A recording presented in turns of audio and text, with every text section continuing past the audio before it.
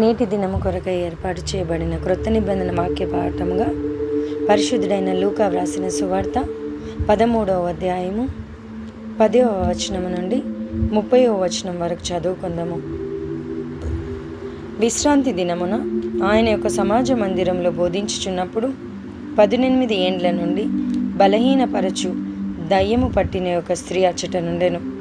ఆమె నడుము వంగిపోయి ఎంత మాత్రమును చక్కగా నిలవబడలేకుండెను. యేసు ఆమెను చూచి రమ్మని పిలిచి, అమ్మా, నీ బలహీనత నుండి విడుదల పొంది ఉన్నావని ఆమెతో చెప్పి ఆమె మీద చేతులుంచగానే ఆమె చక్కగా నిలవబడి దేవుని మహిమపరచెను.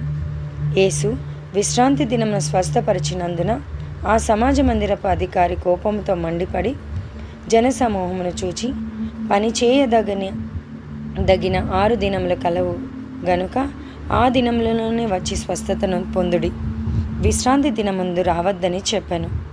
అందుకు ప్రభువు, వేషధారులారా, మీలో ప్రతివాడును విశ్రాంతి దినమున తన ఎద్దునైనను గాడిదనైనను గాడిద యొద్ద నుండి విప్పి తోలుకొని పోయి నీళ్లు పెట్టును గదా. ఇదిగో 18 ఏండ్ల నుండి సాతాను బంధించిన అబ్రహాము కుమార్తె అయిన ఈమెను విశ్రాంతి దినమందు ఈ కట్ల నుండి విడిపింపదగదా అని అతనితో చెప్పెను. ఆయన ఈ మాటలు చెప్పినప్పుడు ఆయనను ఎదిరించిన వారందరూ సిగ్గుపడిరి. అయితే జనసమూహం అంతయు ఆయన చేసిన ఘనకార్యములన్నిటిని చూచి సంతోషించెను. ఆయన, దేవుని రాజ్యము దేనిని పోలి ఉన్నది, దేనితో దాని పోల్తును? ఒక మనుష్యుడు తీసుకొని పోయి తన తోటలో వేసిన ఆవగింజను పోలి ఉన్నది.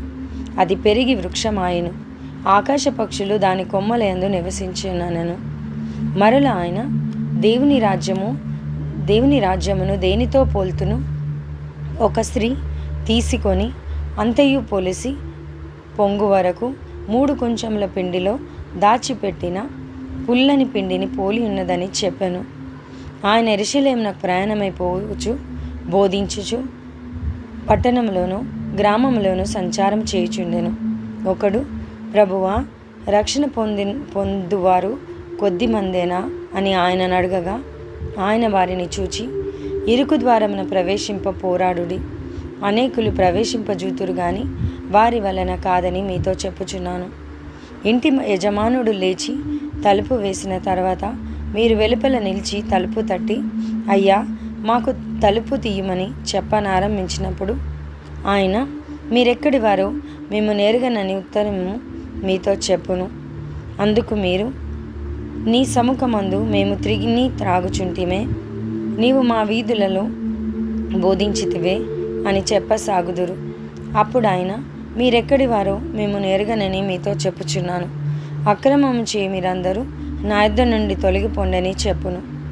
అబ్రహాము, ఇస్సాకు, యాకోబులను సకల ప్రవక్తలను దేవుని రాజ్యంలో ఉండుటయు మీరు వెలుపలికి త్రోయబడుటయు మీరు చూచినప్పుడు మీరు ఏడ్చుచు పండ్లు కొరుకుదురు. మరియు జనులు తూర్పు నుండి, పడమట నుండి, ఉత్తరము నుండి, దక్షిణము నుండి వచ్చి దేవుని రాజ్యమందు కూర్చుందురు. ఇదిగో, కడపటి వారిలో కొందరు మొదటి వారగుదురు, మొదటి వారిలో కొందరు కడపటి వారగుదురని చెప్పాను. ఈ పరిశుద్ధ వాక్యమును దేవుడు దీవించి ఆశీర్వదించునుగాక. ఆమెన్.